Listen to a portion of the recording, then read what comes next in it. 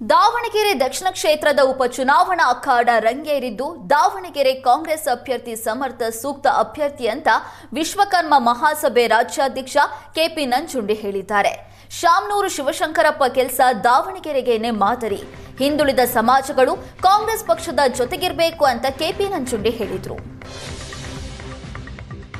ಕಾಂಗ್ರೆಸ್ ಪಕ್ಷದಲ್ಲಿ ಒಂದು 20 ವರ್ಷಗಳ ಕಾಲ ಕೆಲಸ ಮಾಡಿದೆ, ನಮಗೆಲ್ಲ ಗೊತ್ತಿದೆ.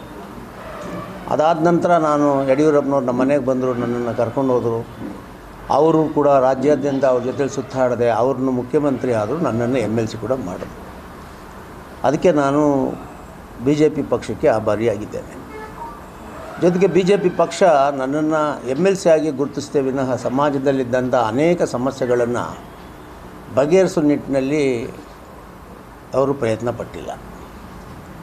ಭಾಳಷ್ಟು ಜನಕ್ಕೆ ಗೊತ್ತಿಲ್ಲ, MLC ಅಂದರೆ ಒಂದು ಗೌರವದ ಸ್ಥಾನನೇ ವಿನಃ ಅದು ಅಧಿಕಾರದ ಸ್ಥಾನ ಅಲ್ಲ. ಅದು ಸನ್ಮಾನ್ಯ ಶ್ರೀ DK ಶಿವಕುಮಾರ್ ಅವರು ಬಂದರು, ಇಲ್ಲ ಈ ಬಾರಿ ನಮ್ಮ ಸರ್ಕಾರದಲ್ಲಿ ನಿಮ್ಮ ಸಮಾಜಗಳಿಗೆ ಏನೆಲ್ಲ ನಿಮ್ಮ ಬೇಡಿಕೆ ಇದೆ ಅದನ್ನೆಲ್ಲ ಈಡೇರಿಸ್ಕೊಡ್ತೀನಿ, ನೀವು ಕಾಂಗ್ರೆಸ್ ಪಕ್ಷದ ನನ್ನ ಜೊತೆಲಿ ಬರಬೇಕು.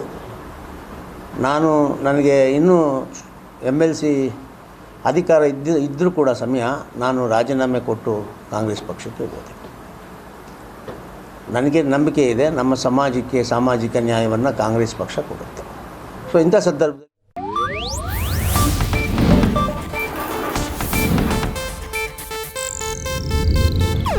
ಇದು ಏಷ್ಯಾನೆಟ್ ನ್ಯೂಸ್ ನೆಟ್ವರ್ಕ್ ಪ್ರಸ್ತುತಿ.